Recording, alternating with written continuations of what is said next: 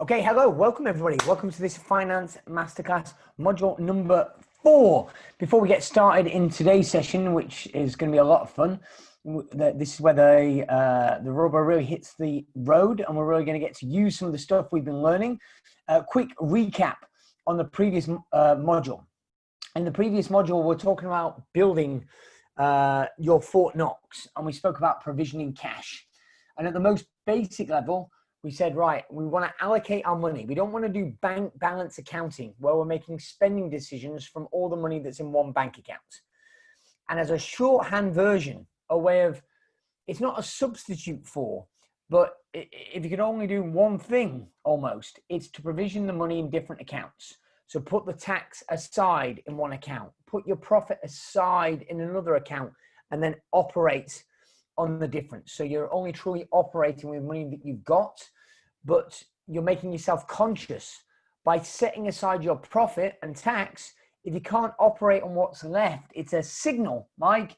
It's a red flag to make you conscious about what you're doing, so you change your behavior accordingly. I'm going to say all the people that I know that are tremendously wealthy, long-term financially, do some version of that provisioning.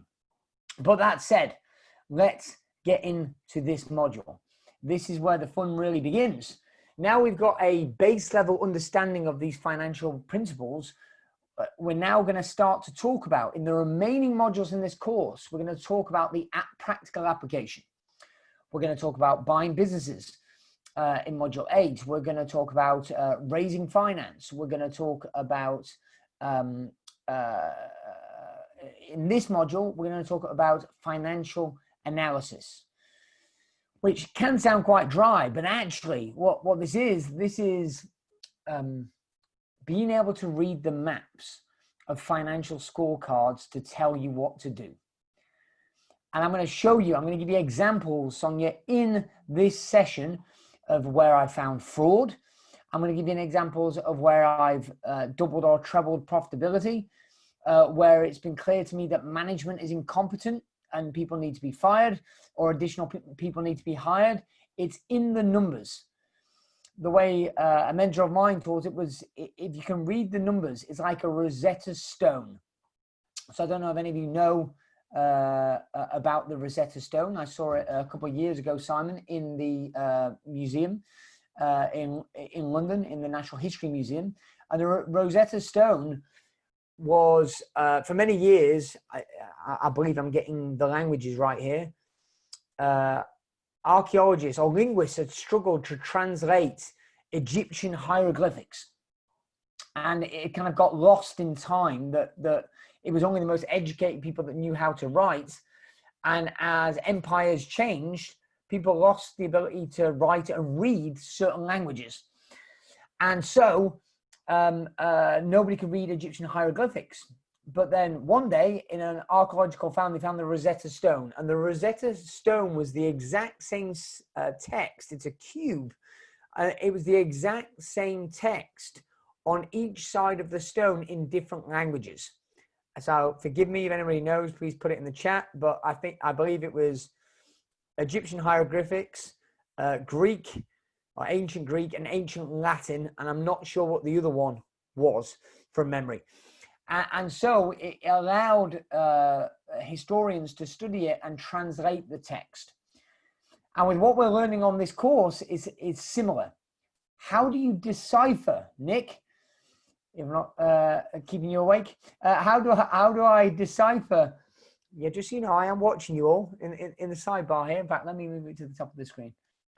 How do I decipher what do my financial scorecards mean, rather than it be this alien concept, right? And that's what we're going to talk about in this course, how to use it to build a more successful, profitable business that's less dependent upon you. So let's get to it. Let me share my screen. Okay, I'm going to share my keynote. I'll jump in here, hit play. All right, give me a thumbs up that you can see my screen. Oh, okay, good. I've now got slightly paranoid that I didn't hit record. So let me just check that in Zoom.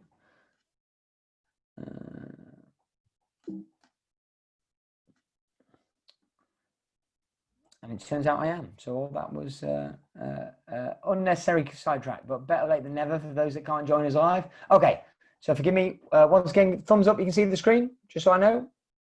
Somebody give me a thumbs up. Yep, good. All right, so into the magic. So we've already done the recap.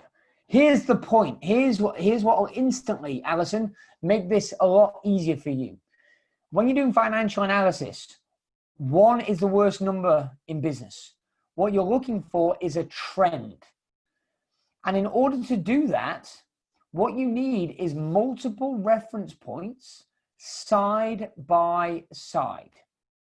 Side by side. Let me show you what I mean. Best to illustrate with an example. Okay? Oh, actually, I'm about to show you what I mean in terms of data points, and we're going to do it with the real data from an actual business of mine. But I'm going to show you how once you've got the data, remember in module 2, we spoke about your financial team. Once you've got the data from your bookkeeper, the basic management accounts, you want to compare that data in different ways. So there are 4 things, Simon, that you're going to get from this module of ways. Oh, hello, Haichi, and Georgia, ways of comparing the data. And think of them, Jim, as a different lens, right? Think of them as a different lens, Martin, a different filter through which to look, and it will show you a very different image, okay? So the 4 ways are the raw data, the raw management accounts side by side. Next up, monthly averages. Right, so rather than looking into annual data or different periods, let's look at averages so we can compare different time periods. I'll give you an example in a moment. Then common sized. This allows you to compare changes in the business, even if it's scaling radically. And then finally, cost per unit, which is more of an advanced move, but very potent for some of you in here, especially if you've got a lot of different products and services, Rachel. So let's get to this. So I need you to keep a high energy because there's a lot of data in here. I'm gonna keep chunking up to the highest points of reference. So some of you numbers freaks will want to get drawn in. Try and stay with me with the key concepts. So this is financial data from a company of mine. Everything in this spreadsheet is true. It's a true story. There is only one line which I've thrown in, which is actually from another business, just to illustrate a point, which we'll come to in a few slides' time, which as it relates to the fraud, which didn't happen in my business, it happened in a client's business, but we were able to spot it, okay? So what you're looking at here, Barry, is a simplified P&L, okay? You've got the year ending 2014, 2015, 2016, 2017. And the year to date, because I created the spreadsheet in late 2017. I keep looking to update this spreadsheet, but then I realize I don't need to because the principles are still valid. The time periods are irrelevant. It's just this is when this particular data originates from. So in effect, this was 4 full financial years of data, IG, side by side. And then in the 2018 financial year end, it's got the October and November from that year, okay? And so you can see, just as a simple reference point, the revenues, so it goes from left to right. The revenues in this business were 321,000, and then they went up to 403,000, then they went up to 474,000, then it went up to 513,000. That's the total sales in this business, okay? That's the total sales in this company it sold product online. So it was an e-commerce enterprise. I say was. I don't know if it still is because I sold this business. So the revenues in this business are growing. If, Vanessa, you're only looking at one data point side by side and you say, oh, Ninda, we've got 474,000 in revenue. Is that good or bad? The answer is, I don't know. I have no idea unless I can compare it to other data points. Okay. So that's what I'm doing, Nick. So here at first glance, just by having multiple data points side by side, I can say, okay, it looks like the revenue here is trending upwards. But Neelam, as I said in a best-selling business book, turnover is vanity, profit is sanity. What is the trend of the profit, of the net profit? So the bottom line here, the net profit in this example, you can see that it went from 95,000 to 137,000 to 178,000, but then it went down to 168,000. So just think about this logically, Chris. Okay, so we're just thinking about trends here at a basic level, looking at these 4 data points, 4 years side by side, we can see that revenue's trending up every year in the 4 years that we've got. But what's happened to the profit? At first it was trending up, Alison, but in the last year it's trending down. If revenue's trending up but net profit is trending down, what must be true, Nick? In fact, let me unmute you and throw you under the bus, Nick. What must be true? Oh, I've lost him. Sorry, I think I accidentally muted you. I'll unmute you, Nick. There you go. So marginal expenses must be higher. Yeah, so you're absolutely spot on. If your revenue's gone up, and actually, out of curiosity, as a show of hands, who here has had a year where revenue's gone up and profit's gone down? I just see a show of hands in my window. Yeah, look at all those hands. And by the way, the ones without their hands up are lying, or not been in business long enough. So if your revenue goes up but your expenses goes down, your revenue's up but your profit goes down, Nick's spot on. Your overall expenses have had to have grown more quickly than the revenue. Right, so this business has an expense problem. And I'm going to get into the details in a minute, but let me make one additional point. So immediately here, Simon, by looking side by side, the trend of the big picture numbers is spotting to us this business has an expense problem. Okay, it's getting less efficient, Georgia, at managing it. But what if you're partway through a financial year? Well, the problem with just the raw data is I can only compare like for like time periods. So I've got 4 full years worth of data here, but if your company's changing quickly, how do I tell with this year to date, which has just got 2 months in? Is that £87,000 higher than the 513? How are we trending? And for that, you might want to look at your data in a monthly average format. So in this slide, for unavoidable doubt, Graham, it's the same data that comes from your bookkeeper, okay, or your accountant, the same management accounts. It's just displayed at the click of a button in a different format. So here we've got monthly average. So in other words, in the 4 full years that we've got, all those figures are divided by 12 to give us the monthly average revenue of 26,000 in 2014, all the way up to 42,000 in 2017. But in the financial year to date, well, we've only got 2 months worth of data, that number is just divided by 2.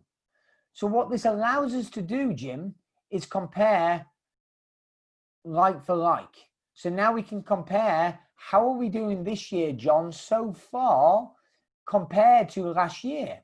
And you can see, Barry, what's going on with our revenue. It's up. It's up. But what's going on with our profit? Rachel, you'd be all over this, doing what you do in your industry. What's going on with profit? It's down. Okay? So profit was trending upwards, but is now more recently trending downwards. Okay? So actually, on the previous slide, we saw that in the last year, profit had already trended downwards, but it's continuing. Revenue's continuing to grow. Revenue's continuing to grow, but profits are continuing to decline. All right. What might that tell you? So let me just jump out of here. Oh, 1 second. Let me pull this way. Yeah. Okay. Let me stop the screen share for a second. Let me jump back to you because I've been given feedback, Mike, that I need to get more involved. And let's go. I'm looking at Sonia. So let's unmute Sonia. What might be going on, Sonia, in this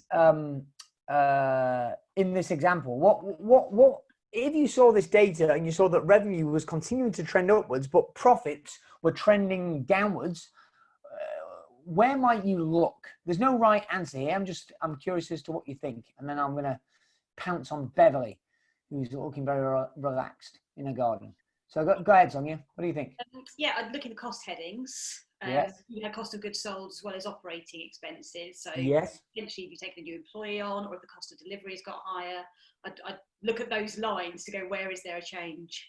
Yeah, correct. And that, which is where we're going to next. And think about this from a management perspective. Whoever's making, yeah, you're right, Nick. We're going there. Whoever's making the decisions, okay, this business is scaling efficiently. So this is the early signs of a business which is heading in the direction of overtrading. Because if you think of it, if it continues exponentially, Nick, what's going to occur? Revenue is going to go up, and we're going to go from profitable to loss making, right? And then we're the epitome of overtraining. So we don't want to be doing that. So let me jump back into the slide deck.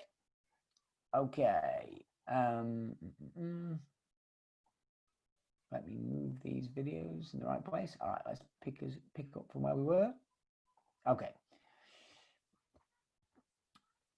All right. So was in the right place? Yes, I was. Yeah, profits trending downwards. So let's look at it with a different lens. Okay, so I'm going to do this high speed just to illustrate the point, and then we're going to get to it in the Q&A. So in this format, it's common size. So Andrew, as a reminder, this is the exact same data. It's just looked at through a different lens. And one of the challenges is if a company is growing really quickly, expenses will go up, right? Because expenses are incurred to service revenue, to acquire new customers, and just there might be more infrastructure needed as the company grows. But then it's hard to say, okay, well, as a ratio, are we getting more or less efficient? Okay, and where specifically, Simon, does the problem lie? So all that's occurring on this slide versus the previous one, or the previous two, in fact, is we've turned the numbers, the financial numbers in sterling, Mike, into pounds and pence. From pounds and pence into, Chris, percentages for that time period. So now you can see the total sales for each year is 100%. So what made up that 100%? In 2014, 31% of the revenue was product A, and 24% was product C, for example. But in 2017, 41% was product A. So sales of product A have gone up as a percentage, as a ratio, and only 16% was product C. So product C has gone downhill, Simon. But here's where it gets really interesting. Okay. In fact, let me see which ones I already did the work. To speed it up, the gross profit margin isn't that radically different. Okay. In this particular business, it showed up in the overhead, Nikki. It showed up in the operating costs. Check this out. So first of all, an area where a lot of businesses overspend is marketing. But in this business, Simon, okay, sorry, that's the net profit percentages. Okay, so the gross profit was relatively stable, but the net profit has gone down from 38% at the high down to 27%. Okay, a year of 14 months later. So we know that it doesn't sit in the gross profit. It really primarily sits in the operating costs, the overhead. Okay, so anybody want to take a stab at it? So it's not in the marketing costs or in the rent. They're actually declining as costs relative to the revenue. So what's going on in this business? Somebody take a stab on Nikki. As a veteran, I expect you to be able to nail this one. I'm sorry, I think I remuted you. So sorry. There you go. Well, I'm looking at the salaries line. So what this tells me is that in order to service that extra business that's generating the extra revenue, the business has taken on more staff to be able to deliver it, but because the revenue, the salaries cost as a percentage of the total is much bigger after it's gone up from. You're exactly right. You're exactly right. And as a reminder for those who don't know, Nikki, an experienced accountant, she'll correct me if I'm misspeaking, I'm speaking incorrectly, she would know. So exactly that. So this business has taken on extra salaries. So either there's more people been taken on or pay rises being given, that the company's not getting a return. So the company's grown revenues, but it's not profitable to do so. Right? It's inefficient. Okay. Now here's the line for disclosure, Simon, that I've thrown in. This everything else in this spreadsheet was from one business. This one line, I'm going to share that I artificially inserted. It's true, but it's from another business. It's not from the same business, for just for the benefit of disclosure. Okay. So look at this. Stationery. Okay. What might you think? I'm going to choose on Simon this time. Simon, what might you think if you looked at this, if you're looking at, because this is a simplified P&L, if it was a full P&L, there might be 30 or 40 line items, Simon. You can see here that stationery has gone from 0.325% of revenue to 1.01%. Now, on the one hand, a lot of small business owners would say, oh, that's not that much. You know, is that a big deal? Well, what do you think might be going on here, Simon? Well, it looks like somebody's ordering more stuff that potentially isn't stationery and putting it through as stationery, or someone's having it away with stationery or getting refunds and not processing through. You're exactly spot on. Now, let me show you how. So this was somebody stealing from the business. But let me just point out the way the business owner was originally looking at it, and I'm going to just jump forward. The way the business owner was originally looking at it was like this. So you can see here, we're back to raw numbers. They've got £1,000 and then £1,900 and £2,800 and £3,659 and £879, Neelam. So in other words, stationery costs, yeah, they're going up, but the business is growing. So of course you're going to spend more on stationery. But all of a sudden, when you look at it in common sized format, you see, okay, like, we're going to spend more, but do we have to spend proportionally more? And in this case, it's disproportionately more, Chris, Georgia, right? It's disproportionately more. So this gives you a big flag, Graham, to go to your bookkeeper and say, hey, let's have a look at what's going on with these invoices. So in this example, Haichi, this was an American private client. And I said, hey, and actually, even by my hesitation, I better not mention him because some of you will know who this person is. So let's just call him John. So I said, hey, John, what about this? And he was like, oh, yeah, that seems a bit weird. I don't know. I said, have you switched providers, etc.? Because that increase, by the way, could be that you're getting price scalped by a provider. So if you've got one provider of one particular good or service you have, they might be price scalping you because you're growing and then they grow their prices and it's disproportionate and it just gives you a flag. Maybe it's time to shop around. It doesn't necessarily say, Jim, what the answer is other than look closer. So I said to John, I said, hey, John, let's have a look at these invoices. He said, oh, my bookkeeper's not in today, but I'll get somebody else to run them up, Tom. So Tom went and got the invoices and pulled them up. And sure enough, there was, Viking or whoever the hell it was that they used as a stationery provider. Right. But then there was this other provider, Acme Stationery or whatever it was called. And he went, oh, I don't even know what this is. And sure enough, the invoices, looked legitimate. It was paper and pens and all this kind of stuff. So we rang up, Ninda, we rang up the company's phone number on the invoice, and it was a disconnected line, Vanessa. Okay, so we tried to go to the website. It seemed to belong to some other company, Barry. Lo and behold, Aaron, with a little bit of extra digging, we found out that the bookkeeper had been invoicing the company, putting in invoices for increasing amounts of money, and because they were small amounts of money, Barry, in the mind of the business owner.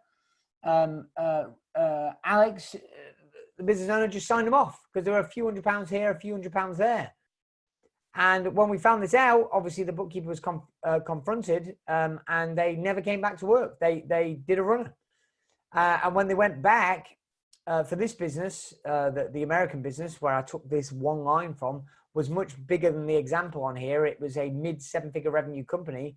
Turned out over about 18 months, she'd had away, Chris, with over $120,000, right? And she actually ran the country because she wasn't originally from the States. She actually ran the country with this money. Okay, so I'm not saying its only use is for looking out for fraud. It allows you to uncover what's going on inside your business. So you need the data points side by side, and at the flick of a button, you can look at them in different formats. So in this example, it's showing the raw data, but with the gross profit and net profit as a percentage also. So this is quite a nice standard, quite a nice standard format, Rachel. Yeah, Graham, it's quite nice and easy to see from a monthly managed account point of view, but it might be once a month or once a quarter. You look at the data in a few different forms. One other example for you. Oh yeah, so here you can see that even though the gross profit number is going up, actually the percentage gross profit is going down. So that's already a little bit of a flag of inefficiencies. Okay, so you're just looking for the trend. And the trend, Georgia, does not tell you what to do. It just gives you an indicator of where you need to look more deeply. Okay, you don't want a business where the revenues are growing, but the profits are not. Okay, final example, cost per unit. So in this example, Linda, what you do is you look at, in this example, it's the number of customers that the business has, and you divide all the revenue, all the other numbers by the number of customers you've got, and that'll give you a cost per customer. Right? So in other words, in this example, in 2014, the business had 301 customers and generated on average £1,066 per customer. Okay? They spent £153 on marketing per customer. They spent £66.45 in rent per customer. But for fun, because we already know from the other data points that it's the salaries and stationery that were problems. Look at this. It went from 325 pounds per customer in 2014 all the way up to £562.64 is being spent on salaries per customer in the most recent time period. Right? And then look at the stationery. When you look at the stationery in this format, it seems ridiculous. In 2014, we were spending £3.47 per customer on stationery. But in the most recent time period, we're spending £14.41. Okay? So, let me give you the two that I found most useful. So I'm kind of jumping around a little bit just to stimulate your brain cells. Let's bring it together. In this example, I'm looking at true profit by product. So, Haichi, all I've done is you can see the last full financial year in the left-hand most column. And this company sold products A, B, and C. I took the actual product names out just to make it easier to follow. And what I did was I put A, B, and C in their own columns, and then I split out the cost of the company in accordance to how it was used, right? So, for example, there's COGS A, B, and C, but also even salaries. Which staff members are working on what product lines and how much of their time is spent there. So it was allocated in accordance to where the money was spent against which product line. So look at this. So we took A, B, and C, split them out. And then immediately here, product B is losing money, Vanessa, but it wasn't obvious. The business owner couldn't see it. And I've seen this many times where a business owner has got a business that's growing and doesn't know what's going on with profit, why it's going down, but actually he's making a load of money in one or two areas, and then there's an area where he's net losing money. Another way of thinking about this is with product line B, more sales equals less profit. Right, so imagine if you were just looking at the column on the left and then you're obsessing over growing sales and you grow sales by growing product line B. You've not got the margin in it. Right? And again, just for clarity, Vanessa, there is no hard and fast absolute rights and wrongs here. The point, as I hope Martin would back me up on when we get to Q&A, is it gives you indicators about where to look. And it gives you a whole new point of view from which to look at your business, from which to reflect, from which to weigh it up. Okay, so here's a final fun example for you before we get into the Q&A. So check this out. Same business. So imagine this is your company. You got four years of financial data here. Okay. People obsess about growing revenue. I'm just interested in you being consistent, Barry. It ain't sexy, but it sure as hell makes a lot of money. Okay. I talk about it a lot in my book, which I'm sure you've all read cover to cover by now, by the way, site plug. I'm very much up for a positive review on Amazon. If you can just be consistent. So look at this. If I take the best in class, in other words, if I look at all the years, which year was the best in sales for product line A? Which of the years was best in sales for product line B? Which was the best year for sales for product line C? If I could repeat that, so not grow it, Aaron, just repeat it consistently, I'd be up to £533,000 worth of revenue. Okay. If I could repeat my best year in terms of gross profit margin of 82.46%, what that would give me will be 533,000 in revenue, 458,000 in gross profit, which is 458,000 pounds in profit. And then if I look at my operating costs, if I could peg them back and keep them fixed and static at my best year, which was 2014, I'd only have 165,000 in overhead. And then all of a sudden, I'd have 293,000 pounds in profit, which is a country mile ahead of the previous years. How have I done that, Barry? By just repeating best in class. The problem, said a different way, Rachel, is people flip-flop from focusing on one part of the business and focus on another. If you can just set a standard in each of the key areas of your business and meet to that standard, the overall performance is infinitely better. Okay. So that was a high level view of how do you do financial analysis. Remember, what do you need? Multiple data points side by side. Okay. And then you can look at the data through these different lenses. So having the data side by side a few different years will immediately open your eyes. But then looking at it in percentage form, common sized or monthly averaged, just gives you a different lens, a different filter, Rachel, with which to look, Chris, okay, in order to flag up where you might look more closely. So just before we go to the Q&A, next week, we're going to talk about the most important financial scorecard. Private client asked me just this morning, what are my most important financial metrics? I'm going to talk about the two most important next week and how you get them quickly and easily. So I'm going to be granular, but Pareto principle, the most basic, quickest way to get up to speed. We're going to talk about it on the next module. I was going to say on Friday, but it's Friday today, on Monday. So on the next module. So that's the slide deck. Let me just get out of this, get my cursor back. Stop sharing my screen. All right. Oh, I don't know what's been going on, but the chat box has been going crazy. Let me go to full screen. Okay, so I'm going to come to your questions. I'm going to look in the chat box first. Okay. Oh, good question.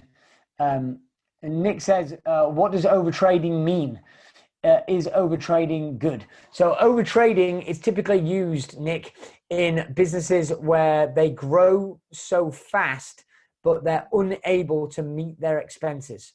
So they go too quickly and then they take on all these extra costs in order to be able to service the revenue. And it can be because they're not profitable, but it can also be that they are profitable, but they can't get their cash back quick enough. So it gets tied up in stock, in inventory.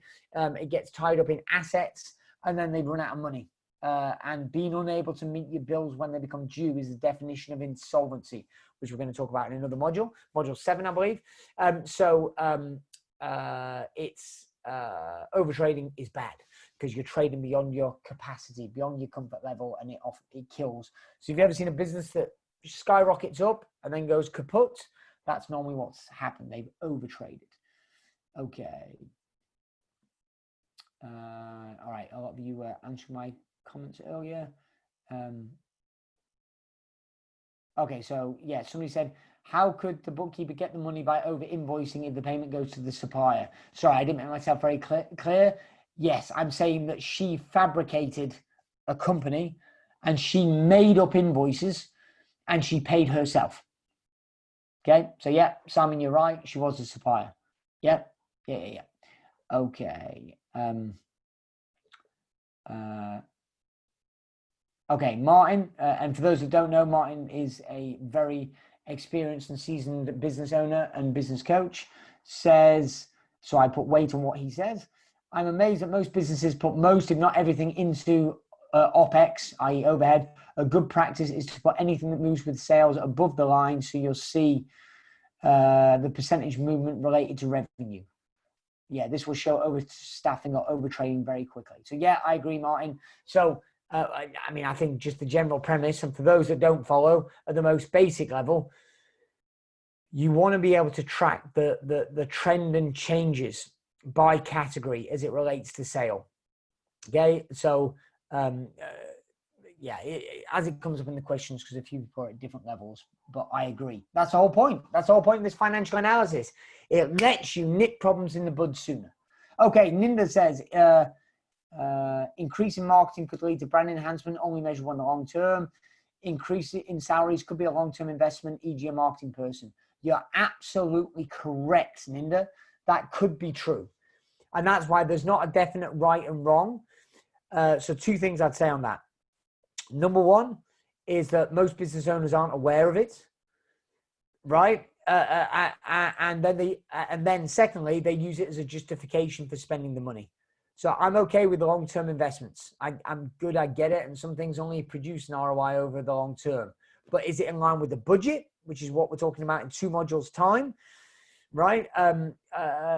Is it in line with the budget? Because if you can't stick to a budget, you are suboptimal in terms of profits. Hands down, suboptimal. And most people aren't doing that. And therefore, they're kidding themselves. Okay. Jim says, on the true profit by product, how do you allocate the percentage of operating cost to each product? Great question. So think back to the example. The company had product lines A, B, and C, and we had salaries of whatever. Let's just make it up, £100,000. So we're saying, how do we split it between these products? Well, what you don't do is divide it by 3. Oh, 3 products. A third of the salaries goes to each. You actually need to say, in reality, which of these staff members are on which product line? And if you go, well, Jim, they all do all of them. Okay, you need to do some kind of analysis for, are they spending a third of their time on each of the product lines evenly? Or no, they're spending 50% of the time on product line A, in which case you can allocate 50% of their salary to product line A, and then maybe just 25% to B and C. So you've got to look at, in reality, how much of it is used. Okay. Vanessa, useful. Thanks, Dan. Is it possible to get a copy of today's spreadsheet? By the way, your COVID cash flow doc was really useful.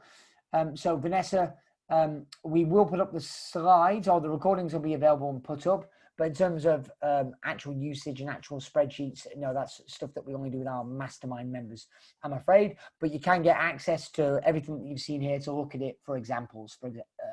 So you can take screenshots of it, etc., and share it with your people. Or you can be very smart and you can join my mastermind program if it's suitable for you. Which reminds me, let me get out on full screen for a second, which reminds me, I will just bring it up and pop it in the chat. If you like this stuff, this is a key driver behind our mastermind programs. And you can find out more about that at danbradbury.com/mastermind. I'm going to put it in the chat. Cool. Everyone in the meeting, there we go.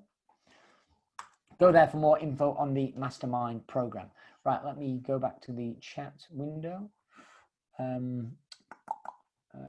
On my P&L, my salesperson is included in COGS. Should they be? Yeah. So Sonia, this correlates to what Martin was saying. So, in fact, let me bring you back in, Sonia. I've been talking too much. So, I want you all to think about this, right? Because again, the value is in the practical application to your business. There's not a magical right or wrong. It's what serves the purpose for you. So, Sonia, you tell me. Why might you have this salesperson in COGS, and why, I suppose, might you have them in overhead, and which would you think would be right for your business? And don't worry, if you don't get it, I'm going to randomly choose somebody else so they can all be nervous while they're listening to your answer. Quake in your boots. And hi, Beverly. So yeah, they're fundamental for driving sales. If they don't make sales, we don't get sales. So they're a cost of selling, essentially. Why might they not be in there? Might be kind of in the OPEX. I guess the only reason I can think of is because they're a fixed cost, if you like. They're not a variable cost, so there's not a sales cost per unit. It's just static. Yes. Do they get a commission? Are they getting a variable? Yeah, to a point, but the bigger chunk is definitely salary. So they're probably slightly more fixed costs than they are variable costs. Well, yeah. So great. Thanks, Sonia. And so my answer to this question, because I've got quite a few more questions to go, my answer to this question would be, other than what makes sense, is the reason it might be an overhead is because you go, it's a fixed salary. I've got to pay them regardless. So that's where it sits. The reason you might put it in COGS is you go, the only reason I've got this person there is if they're driving sales. If they're not selling, they're not going to stay here very long. Okay. I've sometimes seen a case where they put the salary as OPEX and the commission as a cost of goods. For me, so truthfully, I think in most of my businesses, when it's commission only, it's definitely in COGS for me, because it's about what are you using it to compare against. And the way that I do it in most of my businesses is the marketing and selling costs are close together on the P&L, because I'll actually separate out my sales by new sales, new customers acquired versus existing customers. So for example, in Mastermind, most of the clients stay around for multiple years. Okay. So if I've got my total sales figure, I can break that down by new sales, new customers buying for the first year, and existing renewing customers. Okay, well, a ratio, Nick, that I love to look at is the ratio of how much money I've spent on sales and marketing for the revenue that I've brought in for new customers. So the answer is whatever makes sense, right? But you've got to say, well, what are you using it for? And for me, that's an example of how in this business, in the training business, I look at, okay, the only reason I have these marketing and sales spends is to acquire new customers. Okay. So, because it's our operational team that the coaches that do a great job of getting people and people want to renew.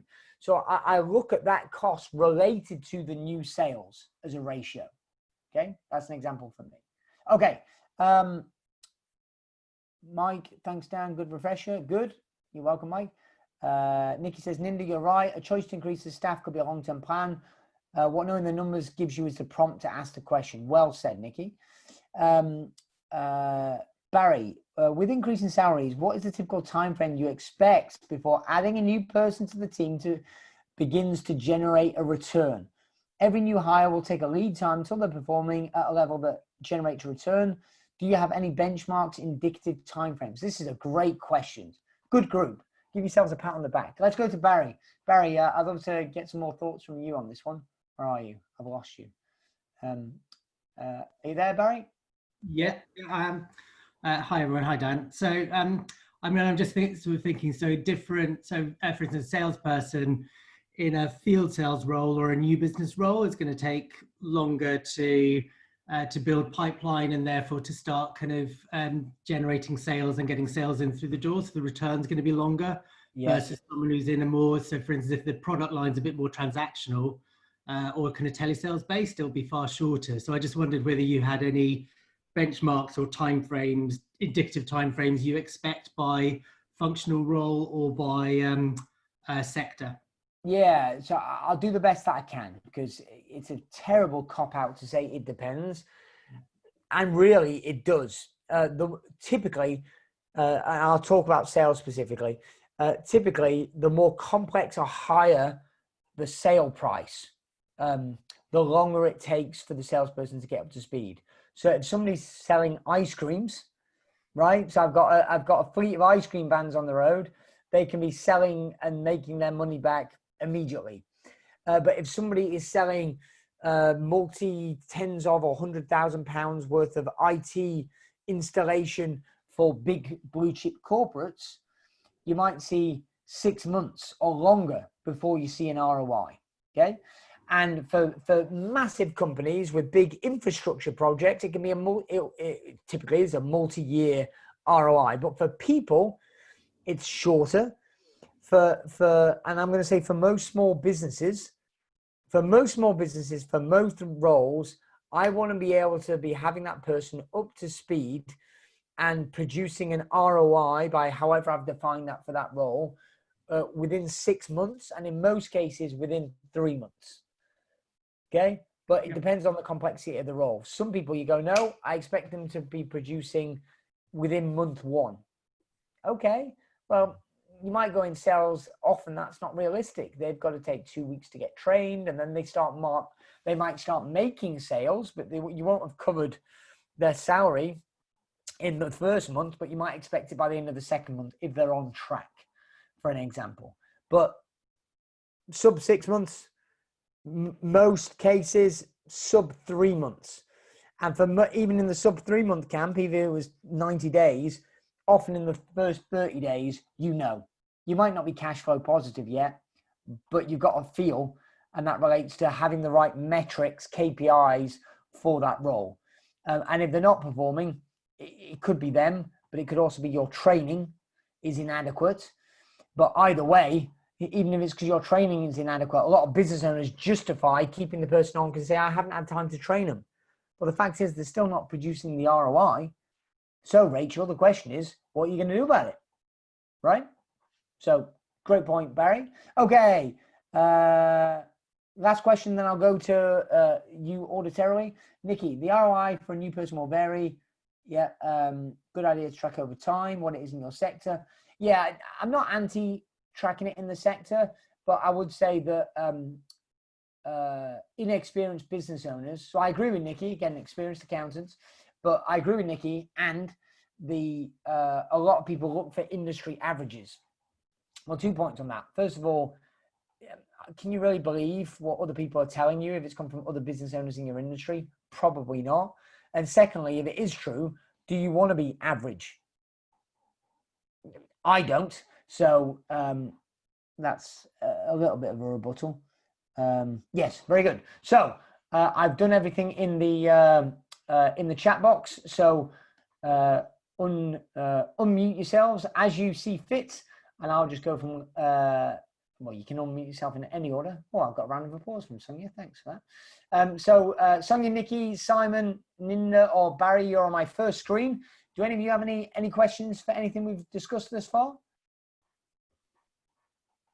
You're just stunned into happiness and satisfaction. Hello. Hi, Dan, Nick. So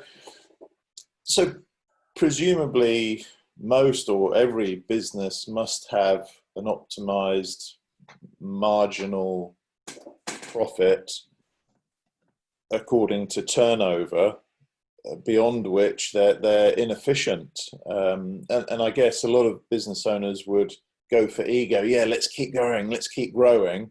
But they're just buying themselves more risk because there's a greater overhead and the profits maybe wafer thin at that level and greater risk of going bust, I guess. Well, I would say that, Nick, that the commonly expected norm, and Martin, I'm gonna get your 2 pence on this because Martin has scaled some companies. But the commonly expected kind of paradigm, if you will, which does hold a reasonably large element of truth, is that after a company reaches enough critical mass, once it gets out of startup phase, and it can have decent margins. But in order to grow, often there's investment required, like we were kind of alluding to, in terms of people, which can in the short term negatively affect margins and net profits, because there's the investment in the business to be able to scale it up, say from 1 million to 10 million. And my friend Daniel Priestley calls that the wilderness, the business wilderness, whereby it feels kind of horrible, and you would have been better off saying, 1 or 2 million than being in 5 or 6. And that was certainly my first 2 attempts to scale. It was miserable. I was making less money at 2, 3, 4, 5 million than I was at the kind of 1 or certainly sub £2 million range. But I think sometimes people take, and again, it'll be interesting to hear Martin's point of view of this, especially if he disagrees with me, which that's part of the power of mastermind, right? I love it when that happens. The people go, oh, that always happens. Well, I don't think that's true. I just think that it's often just reflective of management's, the senior management's incompetence. So they do things, they're not that good at it. They hire some bad people, they put in some bad systems because they don't know what they're doing, right? But if they can figure those things out, they can grow. In theory, there should be economies of scale, higher margins.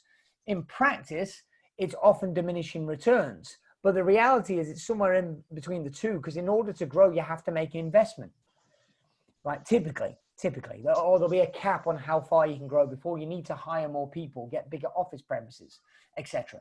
So that's my off-the-cuff response. But I'm going to go to Martin. I was going to say the same thing actually, as with my business coaching accountant head on. If I'm scaling a business, forgive the analogy, I've got a wheelie bin, pencil sharpener, and a big mug. If my business is that big and I want to scale it up to that size, the investment to put in place the infrastructure for the next step of the business means that I am now funding all of that infrastructure from a business this big. So in the short term, until you've filled that mug up, until you've filled up the capacity, you put the capacity in place, but that still has to be funded. So that's where the capacity planning is important, because for some businesses, it's little incremental steps, because the things that they put in place might be hiring 1 extra person or whatever it is. But for other businesses, it's a big step. So they go from a little bucket to a massive bucket in one go, but they've put in place the plans for how they're going to finance that, how they're going to manage the cash flow and the profits in the short term to fill the bucket up. Right, thank you, Nikki. Well said. That was very well said. And Nikki just triggered one additional thought in me before I go to Martin. What was that? It was, I don't know. It'll come back to me. Let me jump over to Martin now, and it'll come back to me. But thank you, Nikki. Martin. Yeah. So based on what actually Nikki just said, the challenge with sometimes when you start a business, it's you and a few people, and you haven't got a professional management team, as I would call it. And when you grow a business, you need to really have a professional management team, and that costs a lot of money. And that's why I think most businesses, actually only 4% ever get past $1 million, because it costs a lot, 10 staff. That's the magic number in some ways. But what you can do is you can look at that investment as a ring-fence cost. And you can actually take it out of your accounts, technically take it out of your accounts, and call it an investment fund. So you can actually still track the growth rate of your business as though that didn't happen. And by doing that, you get an early indication of whether you're growing in the right way or not, because otherwise all the new sunk cost gets hidden in lots and lots of and that's the danger with that type of business growth on that side. So for me, I always actually look at the gross margin and say, as long as I'm growing, keeping that at the level, and remember what I said earlier, Dan, I put my sales, my marketing, and my delivery all above the line, all of it, because that's the scalable part of the business. The rest of it is actually supporting that area. And I want to see that bit growing and growing and growing exponentially, and the fixed costs actually reducing in percentage to that. That's what I look at on a consistent basis. Yeah, I like that, Martin. Great points. Great. And guys, so for everybody else on this call, whether you followed along with those points from Nikki and Martin or not, that's the power of mastermind. That's why we're doing calls like this, right? It's valuable to get different inputs, and different people will have different ways. Now, there's definitely a common thread there that makes sense, and I think it's just good business practice. But when you're looking to grow your business, it's tremendously valued to get different reference points, different inputs. And it can be complex though, or it can feel complex to you. So I mentioned on the last call, we're doing these sanity checks, these sanity sessions in small groups. So I'm going to put another link in the chat window, danbradbury.com/sanity. So if you want to get into a deeper dive, not on the numbers, but just a deeper dive on your business in a small group with me and just 4 or 5 other people, just go to danbradbury.com/sanity to find out more. So let me jump back to the window. So who have I not asked? I've lost my order now. Beverly, Tom, Simon, Alison, Graham, any questions? So I have a question, Dan. Yeah, go ahead. So I analyze my product's performance by region, territory. So my expectations from London in terms of gross profit is different from in Leicester, Birmingham, and Wolverhampton. So almost part of my budgeting takes into account regional differences and market conditions. So the numbers are weighted in a different way, if that makes sense. So I give a different weighting in terms of performance to London, to the East Midlands, and to the West Midlands. So when I drill down to the numbers, I'm cognizant of the different market conditions within each region, and they have an expectation. Okay, good. Yeah, I would definitely say I'll make a statement, then I'll contradict myself. But I think I'll refer everybody to Einstein's quote of genius is the ability to hold 2 opposing thoughts simultaneously. I think what Ninda just said, or at a conceptual level, understanding your data and the context in which it's provided and making appropriate comparisons or extracting data appropriately is tremendously useful. So you don't make a don't make a stupid decision that costs you money out of ignorance because you're not allowing for the differences stages. So for example, I'm heavily involved in the gym sector, and if you're trying to sell, so a friend of mine was trying to sell a group of gyms that he owned, and they weren't always profitable as each other. And some of the gym and the acquirer was trying to batter him down on price, but some of the gym locations were newer, so they were growing more quickly than the more established gyms, even though they were less profitable because they hadn't had as much time to get up to speed. So that had to be taken into account. On the flip side, so the counter argument, Nikki, is sometimes it's very helpful to get an external point of view, especially from somebody experienced in business, a lay person's or a very simplistic overview. Because so often business owners wrap themselves up in the minutiae and they can't see the wood for the trees. And a more experienced business person just from the outside at first glance can just go, that doesn't make sense. That region loses money or that product line loses money. But the business owner is so caught up in their story. I'm not saying you're there, by the way. I'm just saying this is why it's useful to get multiple opposing points of view. But thanks for that, Ninda. Okay, any final comments? Jim, Rachel, Aaron, Haiji, Alex? Any final comments or questions from anybody, actually, before we wrap up?